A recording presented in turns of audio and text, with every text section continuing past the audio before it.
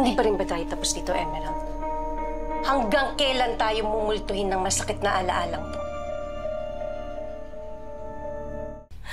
Pagod na akong mag-alala, Emerald. Tama na. Tanggapin na lang natin na namatay na ang kuya mo. Wala na siya. Na siya mismo ang kumitil ng buhay niya.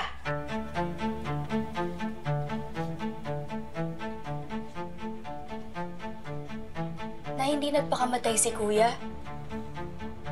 Alam kong alam mo yan.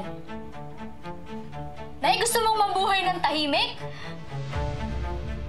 Nay, sorry ako. Hindi ko kayang mabuhay ng tahimik eh. Kasi hindi ko pa kayang manahimik. Hindi ko pa kayang manahimik hanggat hindi nabibigyan ng hustisya yung pagkawala ng kuya ko. Hanggat hindi nananagot sa batas yung taong gumawa nun sa kanya. At Nay, ito, isa yan sa dalawang pamilyang to. Na alam kung alam mo yan.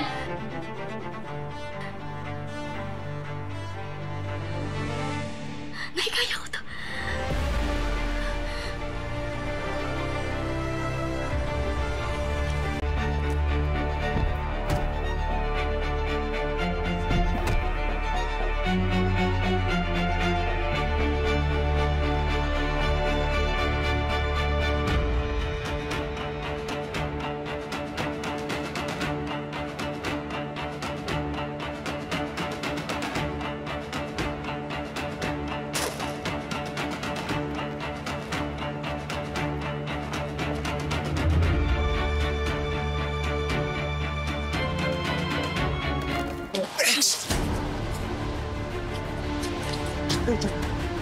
Ginagawa mo! Dito, tara na to! Tara na to!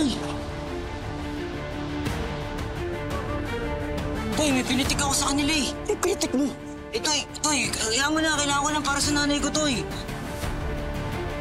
Tara mo! Sabihin! Toy, tara na, Toy! Ninakaw ang droga! Tara na! Paul! Tingnan!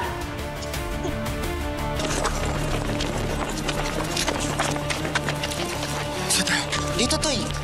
Toy, tara, Toy! Toy! Onyx!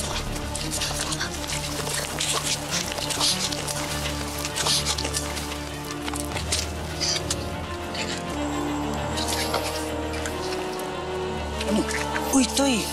Nasaan na yun? Sabi mo. Alin? Toy, yung droga. Sabi ko na nga yung laman ng shipment na yan. Toy, ang mahala. Bibenta ko yun eh. Pambayad ko ng mga utang yun. Kailangan ko ibenta yun, Toy. Balikan ko kaya. Saglit. Ginagawa mo! Delikado na tayo dito. Kailangan na natin umalis. At kahit kailan, hindi tama ang magtulak ng droga. Onyx, kaya mo ba talagang sikmurain na sinisira mo ang kinabukasan ng mga kabataan?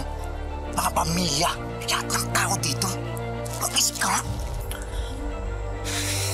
Oo, Toy. Sensya na. Tama ka. Hindi pwede makapasok yung droga na yan sa bagong paraiso. Kailangan mapigilan natin yan sa planta pa lang.